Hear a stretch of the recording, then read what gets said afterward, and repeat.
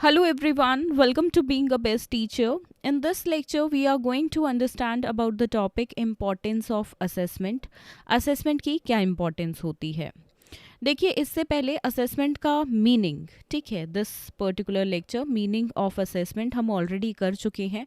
अगर आपने वो लेक्चर नहीं देखा है तो मैं आप सभी से रिक्वेस्ट करूँगी पहले मीनिंग को समझे, असेसमेंट का मीनिंग क्या है, देन आप इस वीडियो पे स्विच करें, तभी आपको इम्पोर्टेंस यानी कि महत्व अच्छे से समझ आएगा. देखिए असेसमेंट को हिंदी में आकलन बोला जाता है, इस चीज़ का ध्यान रखें.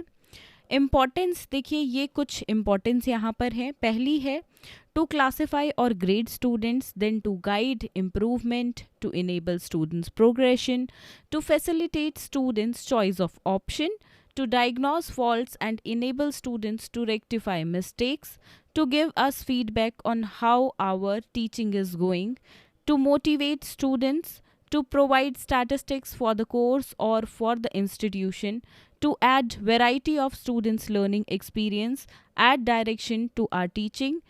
So these particular are the importance of assessment. And कुछ इस तरीके से अगर आप फ्लो चार्ट बनाते हैं अपने आंसर में तो डेफिनेटली एक स्पार्क ऐड हो जाता है आपके आंसर में. तो ये चीज़ ज़रूर करें. बिना फ्लो चार्ट्स के देखिए आप आंसर अटेंड ना करें, बिकॉज टीचिंग में फ्लो चार्ट्स जब आप आंसर बनाते हैं तो बहुत रिक्वायर्ड होते हैं, राइट. ओके, फर्स्ट है यहाँ पे क्लासीफाई, लाइक टू क्लासीफाई और ग्रेड स्टूडेंट्स. देखिए असेसमेंट मेथड के ही ज़रिए हम बच्चों की अचीवमेंट चेक करते हैं, राइट. हम यहाँ पे ये चेक करते हैं कि यस कौन सा बच्चा किस कैटेगरी में फॉल करता है, राइट. एंड सर्टेनली हम बच्चों को देखिए यहाँ पे लेटर और न्यूमेरिकल ग्रेडिंग भी करते हैं.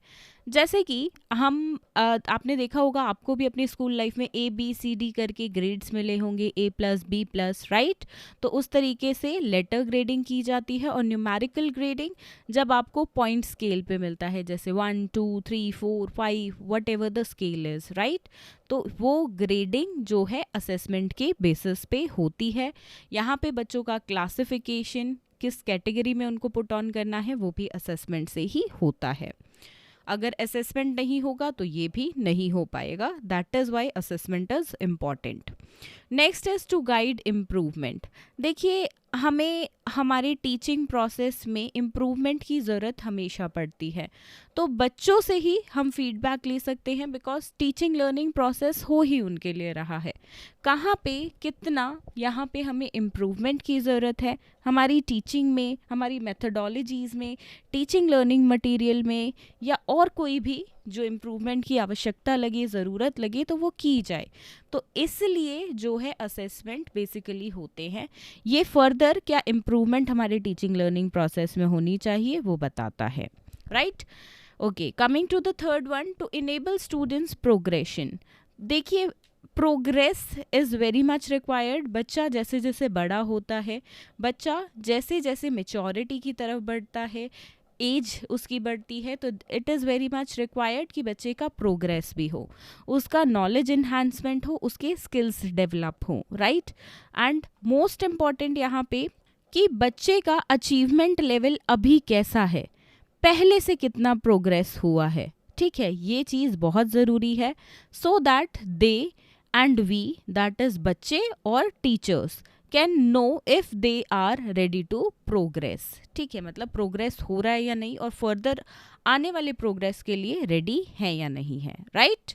Okay, now coming to next point, to facilitate students choice of option. मतलब देखिए स्कूल लाइफ में क्या होता है, कई बार ऑप्शंस होते हैं हमारे पास, राइट. जैसे कि 11th और 12th क्लास में ऑप्शंस होते हैं, राइट, कि आपको कौन सी स्ट्रीम लेनी है, whether you want to go for humanities, whether you want to go for commerce और साइंस. साइंस में भी medical, non medical, right. Commerce में भी with mathematics, without mathematics. So there are certain options, right. तो यहाँ पे बच्चा क्या करेगा, बच्चा अपनी करंट एबिलिटीज़ देख सकता है, राइट. और वो ये जानेगा कि मैं कौन से सब्जेक्ट एरियाज़ में बेटर कर सकता हूँ, राइट. एंड फर्दर थोड़ी सी गाइडेंस के साथ जो है बच्चा क्या कर सकता है, बच्चा आगे जाके अपने वो सब्जेक्ट चूज़ कर सकता है। वो उसको कैसे हेल्प करेगा, देखिए उसका असेसमेंट जब किया जाएगा प्रीवियस क्लासेस में, उस असेसमेंट के बेसिस पे उस बच्चे को पता चलेगा और इवन टीचर्स को पता चलेगा कि येस इसका इंटरेस्ट कौन से स्ट्रीम में ज़्यादा है, कौन से सब्जेक्ट एरिया में ज़्यादा है, बच्चे की एबिलिटीज़ करंट क्या हैं, राइट। तो उस हिसाब से बच्चे को जो है चॉइस ऑफ ऑप्शन देखिए ढूंढने में या सेलेक्ट करने में बेसिकली मदद मिलेगी, right. Okay, coming to the next slide, to diagnose faults and enable students to rectify mistakes. देखिए एक अच्छा असेसमेंट, एक हम बोलेंगे इफ़ेक्टिव असेसमेंट हमेशा वो होता है जो बच्चे की मिस्टेक्स बताए, राइट। हम यहाँ बच्चे को देखिए डीमोटिवेट नहीं करना चाहते हैं, स्पेशली वो बच्चे जो कंटिन्यूसली देखिए जिनके बुरे मार्क्स आते हैं, अच्छे मार्क्स नहीं आते हैं।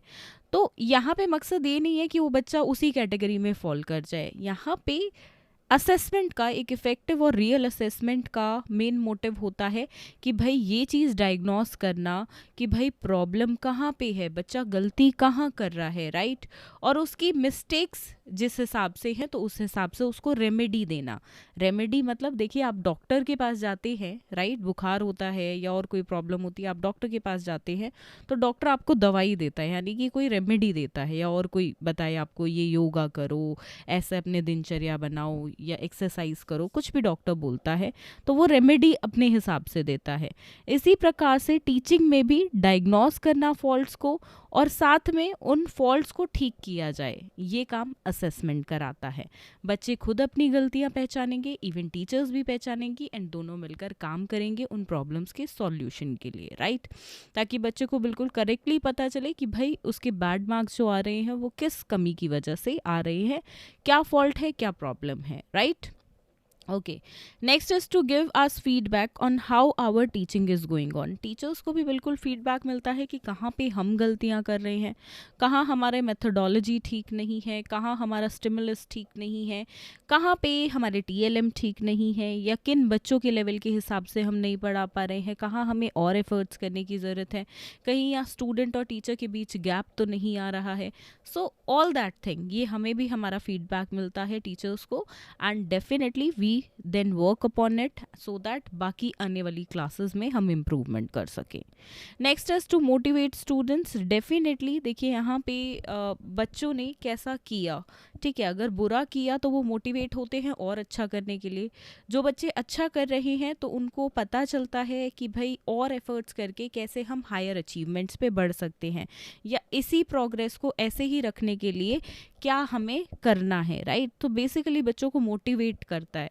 असेसमेंट होता है, असेसमेंट से उनको पता चलता है वो कहाँ पे स्टैंड कर रहे हैं, एंड डेफिनेटली सब क्या है, प्रमोशन की तरफ जाते हैं। Nobody will go to demotion, everyone will move forward towards the promotion कि उनका progress हो, right। Next is to provide statistics for the course और द इंस्टीट्यूशन। ये इंस्टीट्यूशन को भी बिल्कुल देखिए आपने देखा होगा, नंबर 1 अकेडमी, नंबर 1 स्कूल, ठीक है। इस स्कूल का इस बार सबसे अच्छा CBSE का रिजल्ट रहा, हरियाणा बोर्ड का रिजल्ट रहा, HBSE का।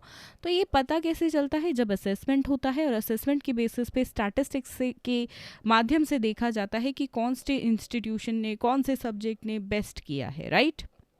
Okay, and the last one is to add variety of students learning experience, add direction to our teaching. Basically यहाँ पे हम बच्चे को जो है डिफरेंट लर्निंग एक्सपीरियंसेस देते हैं, राइट, जिससे बच्चे को एक दृष्टिकोण या एक डायरेक्शन मिले, right, that yes where he have to lead, and certainly हमारी टीचिंग को भी एक डायरेक्शन मिले कि भाई हमें कैसे, किस हिसाब से पढ़ाना है, कौन सी चीज़ इफेक्टिव रही, कौन सी नहीं रही, राइट। और नहीं रही तो उसमें हम वैरायटी को ऐड करें ताकि बच्चों को ज़्यादा से ज़्यादा वैरायटी में लर्निंग एक्सपीरियंस हो। जैसे कि हम मेथड्स डिफरेंट यूज़ करते हैं, प्ले वे मेथड का यूज़ करते हैं, ह्यूरिस्टिक मेथड का, general to specific, that is inductive, deductive, ऐसे मेथड्स का यूज़ करते हैं। वाई? बिकॉज बच्चे को यहाँ पे हम वेराइटी ऑफ लर्निंग एक्सपीरियंस देना चाहते हैं। We want child to develop different skills and proceed in that, right. So this was our topic about importance of assessment. मैं उम्मीद करती हूँ टॉपिक आपको क्लियर हुआ होगा। कोई भी डाउट इससे रिलेटेड स्टिल अगर आपको हो तो आप कमेंट सेक्शन में लिखकर बता सकते हैं। Thank you for watching.